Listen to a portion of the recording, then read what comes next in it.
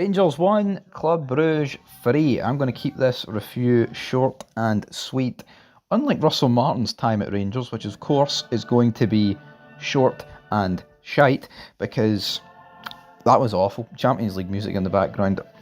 Deary me, deary me. I was in meltdown mode in that first half, and I don't blame anybody that left. I mean, personally, I would never leave a game early, right? It's not who I am. You know what I mean? I've paid the ticket. I'll sit there. I'll support the team. But at the same time, I'm not saying if you walk out, you're not supporting the team. What I will say is you're standing up to an absolute fraud in the dugout, because Russell Martin needs to go, right?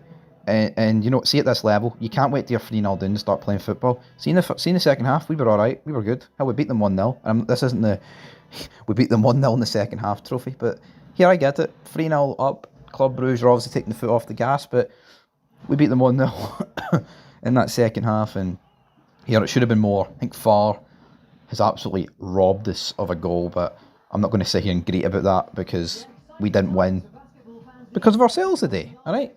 Nothing to do with Rangers, everything to do with Rangers, but nothing to do with VAR, right? Fail to prepare to fail. I mean, let's go through the 11. So Butland, Meghoma, Suter, Dijiga, Aarons, Rothwell, Raskin, Diamonde, Gazima, Danilo, and Ant-Man. I'll tell you this for free, right? That Dijiga mistake, I actually don't care how good he's been so far for Rangers, right? I think he's been easily our best defender. I think what he did deserves his contract ripped up, his loan contract. He should be returned to Wolves, even though it would significantly weaken us. That's how bad a mistake that is. That is how bad that is. See, if that was John Suter that did that mistake, or a James Tavernier, they would be getting crucified tonight. I mean, they would. I wouldn't even like to be hearing what both of those guys would be getting said about them, right? But this is I don't even know where to begin with this mistake, man. We actually start the game right, thinking, right, this is looking all right, and then ball over the top. Dijiga lets it go. You're thinking, oh, Butland's going to get it. Butland's nowhere near it. Dijiga's nowhere near it. Suter's nowhere near it, and then they make it 1-0 with Vermont.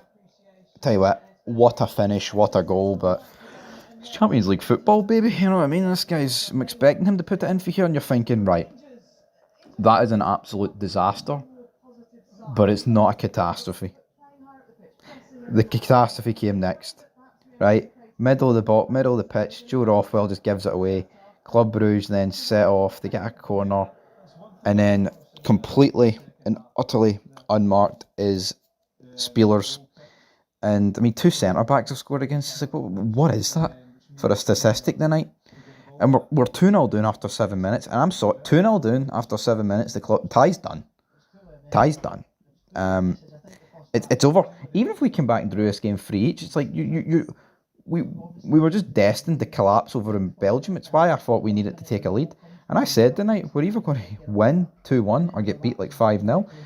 And this was well on its way to being 5-0, but the second goal, I mean, it's not as bad as the first one, but we've got, just like what we've seen against Dundee, just like you see against Motherwell, just like you see against Alloa, we have got players sono marking and not man marking, and what that does is it means you have like 5 of your guys defending at set pieces, defending thin air, hee-haw, and it's ridiculous. Solis had a quiet game. Actually got 2 assists in this game, so fair play to him. Well done. But we're 2-0 down, man, after 7 minutes. And then to make matters worse, that prick up front, Danilo, what does he do? Right? They get another corner. The ball he just lets himself get absolutely done by Michele. Michele just takes it off Danilo. Danilo just lets him run past him. Oh, I don't care. I wouldn't even bother my arse. Bye-bye. And then it's a great finish for the centre-back, but at the same time, folks, it's unacceptable for Danilo, and I don't care if Danilo scored tonight. I mean, seriously, see if you're actually out there praising Danilo for getting that goal. You actually need to have a word with yourself. The guy's fucking shite. He's no good enough. It's the biggest waste of 6.5 million ever. The goal he scored, anybody listening to this video could have scored it. Even if you were missing all your limbs, you could have scored this goal. It's a tap in, feel like 3 yards out. So see this. See if people are trying to, Danilo was shite, and he's one of the worst investments we've ever put money into, man. Crazy. And there's plenty of other players that are shite as well. Max Aaron's, man, absolutely brutal. You know what? And see Mikoma, he got an assist, but he was brutal as well. Position. How many times were they hitting on the counter attack in the first half down the left hand side? Well, our left, but they're right, and it was just nobody there. Nobody there. And we're 3-0 down after 20 minutes, and I'm just sitting here thinking, sack him. It's done. We never had a honeymoon period with this guy. None of us wanted him, right? Everyone was sceptical. Even when he was appointed, man, there was no buzz. It was kind of just, I just don't understand it, man. Players looking lost. And what I would say is, I think when we got subs on, I thought the likes of Mikey Moore, Igamani, Asgard, they at least offered something. I'm not saying they were all great, because they weren't, but they offered something. Is it any coincidence that Ant-Man came in to the Victoria Pilsen game with no training sessions, no Russell Martin ideology behind him, and looked great, and then after a couple of training sessions he looks rotten? I think Russell Martin's essentially coaching these players to take out all their flair and personality at them, making them become robots, and we've seen that across. See football in 2025, man. A lot of people agree. It's putrid to watch. It's not what it used to be. It's borderline cancerous how bad it is, man. How it's just infected like every single game you watch, man. The defenders passing the ball between them. Brutal. But yeah, players look lost and all over the place. The pressure at the start, they just caved. They're not Rangers players or these guys, and the guys are getting brought in. They're already getting infected with the cursed fucking genes and vibes, man. I don't even know. It's it's engraved into this current crop of players, man. And it's like Tav didn't even start. You know what I mean? Tav gets pelters, and rightfully so. He should be nowhere near this club anymore. I mean, look at him. He was not. You know what I mean? Didn't even start this game. Good, yeah, they caved at the ounce of pressure, man. You're seeing mistake every game that there's a worse mistake than the last. It's comical, man. It's actually, look at the Alloa first goal. Look at this goal. Look at the Dundee goal. Look at the Motherwell goal. Do we actually concede normal goals, man? Every goal we concede feels avoidable. It's honestly, it's unacceptable. Anyway, second half, he doesn't make a sub. I mean, if he's not getting sacked at half time, then he should be getting sacked at half time for not making a sub. Unacceptable that he's not made a sub here. Absolutely unacceptable. I mean, what is the excuses for not making a sub at half time? One of the worst first halves you'll ever see, man. Honestly, Joe Rothwell, disgusting. Diamonde, when was the last time that guy put any form of effort in a fucking Rangers shirt? Nico Raskin, he's surrounded by headless chickens, and I feel like he's been carrying the ball too much, and Russell Martins took all the good out of him. Brutal. Butland couldn't really do anything about the goals. He made a great save in the second half. Or was it in the first half? I don't know. Danilo, disgusting. Ant-Man, pretty poor. Gazma is the only player in that starting 11 that I can say can hold his hands up and say I was good. And you're snookered when that happens. We do get the goal.